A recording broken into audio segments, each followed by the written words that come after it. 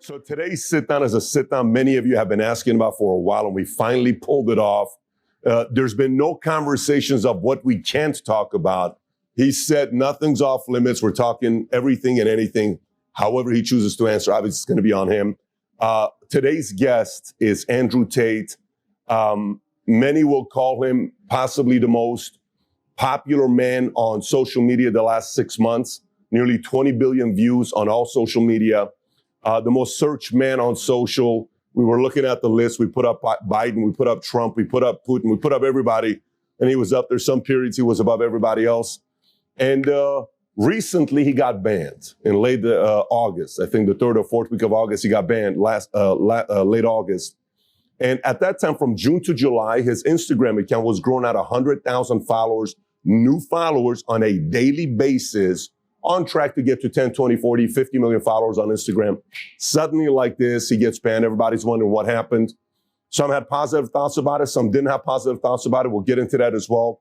But Tate, appreciate you for making the time in. It's good to be spending these few hours with you. Absolutely. I'm glad to be here, guys. Thank you very much for having me. Thank you. So let's get right into it. So this banning happens, and we've had a lot of different people in the past get banned. I'll read some of the people on why they got banned. Sure. And I think the first question we want to get into is what everybody wants to know. No one still knows. Everything is pure speculation.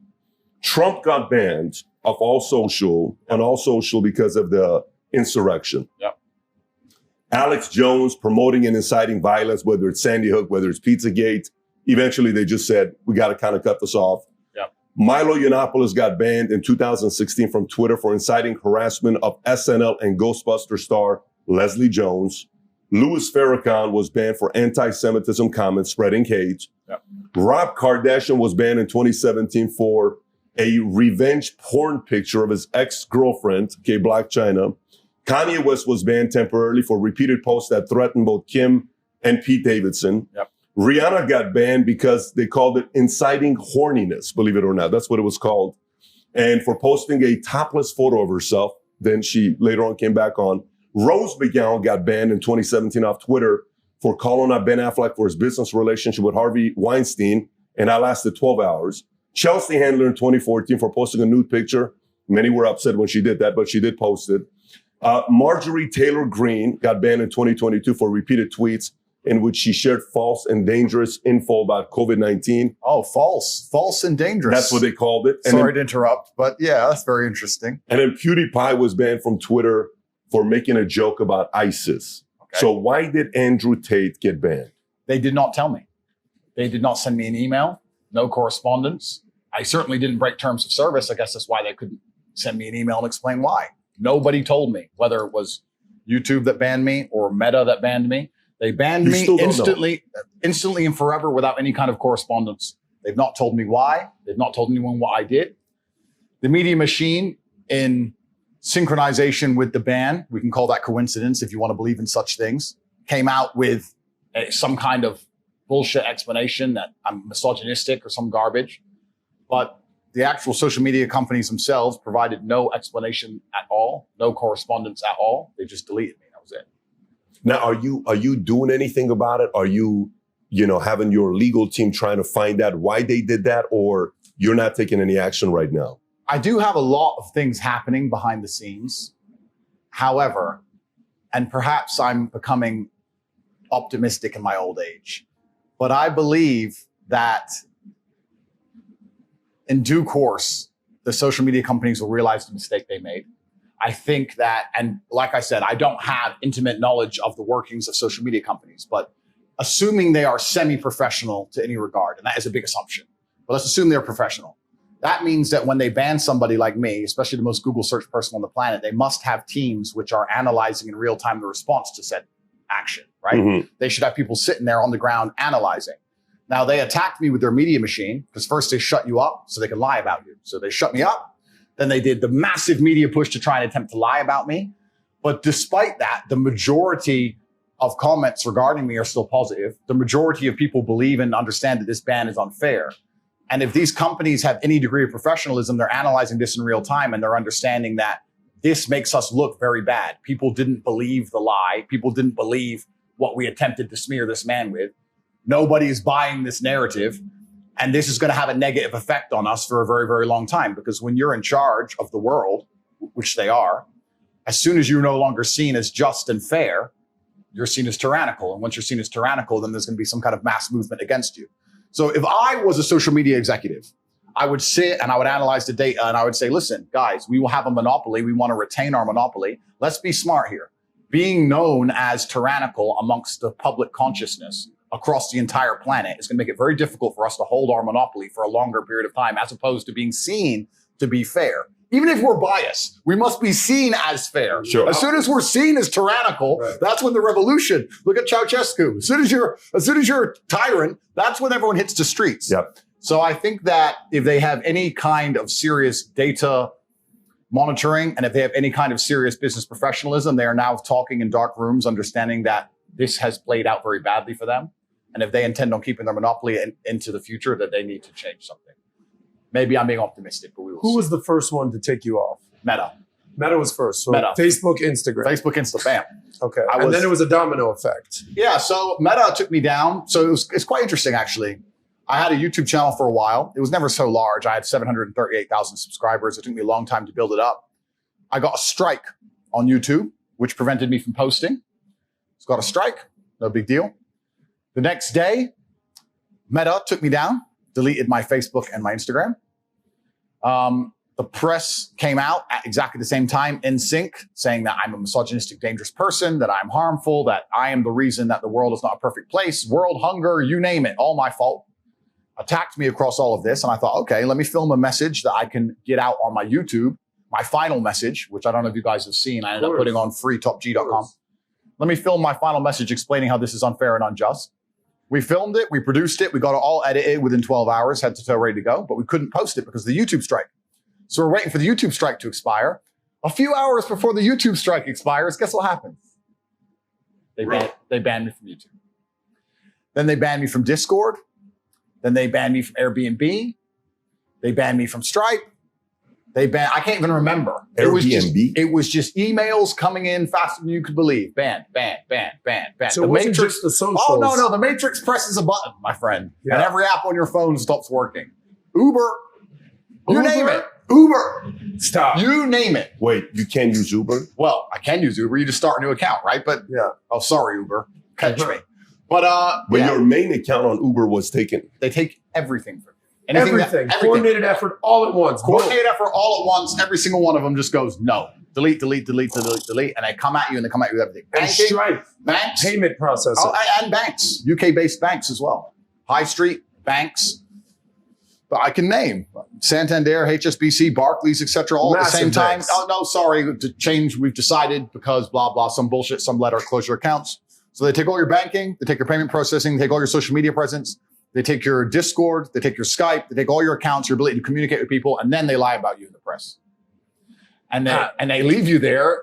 They leave you there to suffer. They attempt to harm you. Can understand the social component. All right, these guys are probably all working in unison. Yeah. But when you hear payment processors, banks, apps like Uber, how are you processing that? No, I mean, that's why he has to do something about it. Because, for me, there's plenty of great lawyers. Did you hear about what happened with Alex Berenson lately? Alex Berenson?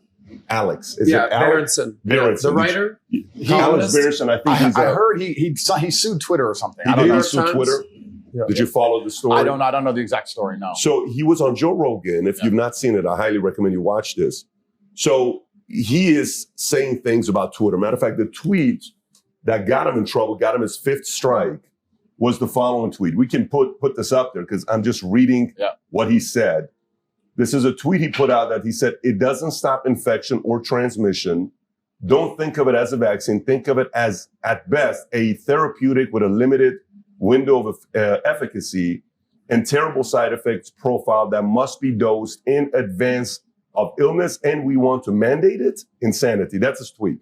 So he gets banned. Makes a lot of sense to me. In December of last year, which was 6 months after when Biden said anybody who allows debate of vaccine should be banned or shouldn't be allowed, meaning that there shouldn't be any of that. So 6 months after that, he gets banned. In April, a judge in California is, believe it or not, a very big freedom of speech place because they allow protesting.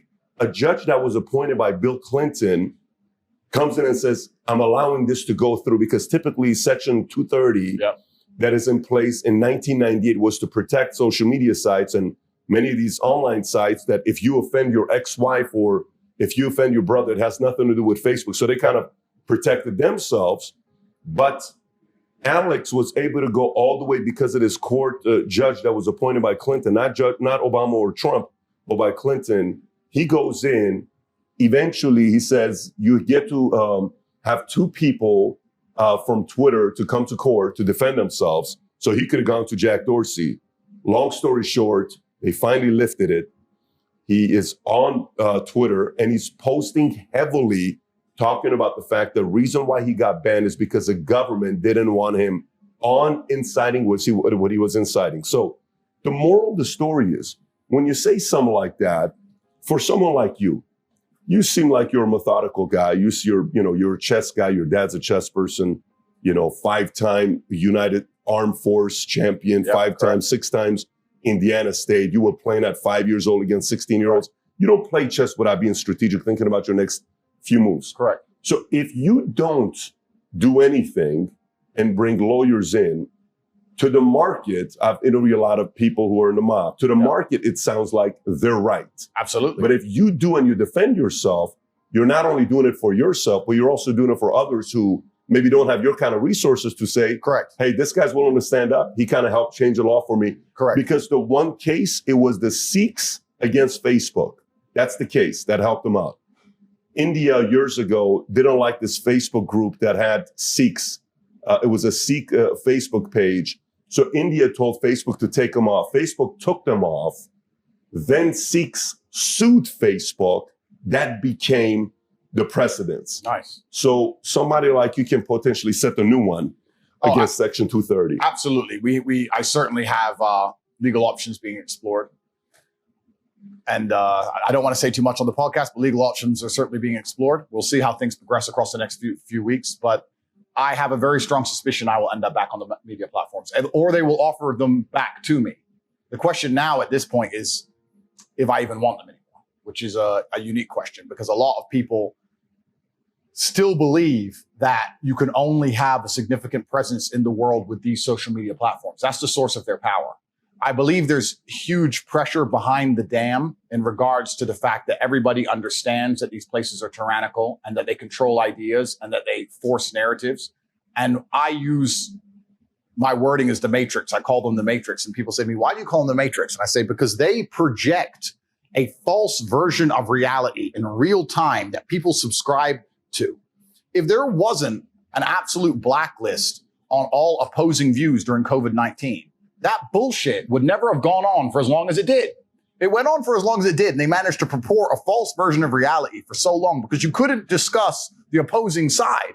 We just talked about our friend here who got banned for saying something very sensible and logical. So when you get huge media companies that can literally alter in reality in real time by deleting the other side of an argument, they're creating a matrix, is what I like to call it. So I call them the source of the matrix. So people understand this, and there's huge pressure behind the dam. But the problem is people say, well, what's the alternative? And I think if someone could pave the way and put a crack in the dam by maintaining massive relevancy despite of a ban and still having a social media platform and presence which is respected on other platforms, I think it's going to do them significant damage. I think the pressure and the crack together is going to create something monumental. And already I've moved to Rumble. I only had 738,000 subscribers on my YouTube after 5 years of work. Post-ban, I moved to Rumble, which is a YouTube competitor. Stock price has gone up 36%, and I'm at 500,000 subscribers in 2 weeks. So I'm about to surpass the size of my YouTube channel within a month. YouTube stock's down, Rumble stock's massively up. So all in all, there's other avenues, but we'll see. I certainly agree with you that what they've done to me is massively unfair. They know it's unfair. I think the reason they didn't send me an email or any confirmation of what I did wrong is because they knew they were going to end up in court and they didn't want to be tied down to their reason. They want to stay fluid and try and make up a reason on the day. Yeah. I've heard from very reliable sources that their terms of service have changed significantly post my ban. They've made up new reasons. Post ban, they've made up a bunch of new shit. So it's going to be interesting, but certainly, yeah, there has to be legal ramifications for what they've done. I don't take it personally, but I do take it professionally. And you're right. They were wrong. I have no reason to be banned. My Instagram is just cars. It's just cars and a little bit of flexing. There's no politics. There's not even any points of view. I had no strikes, nothing. It's just a hit piece. So if there were betting odds, like if we did a poll, why do you think Andrew Tate was banned from all the social media platforms? And it was misogyny, right? You know, COVID stuff, against the governments, against system. If you were a betting man, where would you kind of place the odds? Oh, I already know. Everybody already knows I was banned because I talked against the system, against the matrix. They know the system in general. The system in general, yeah. I mean, someone compared me to Socrates, which is a compliment, but he was vilified. He ended up poisoning himself in Athens, and the charge against him was corrupting the youth. If you read about his poisoning and his arrest, they said he was corrupting the youth, but he wasn't corrupting them. He was inspiring them to challenge authority. He was inspiring them to think for themselves. When they were told something, instead of blindly complying, he said, look, analyze who these people are who are telling you to do X. And I even had a tweet I put out on my, I've been banned on Twitter forever. So I've been through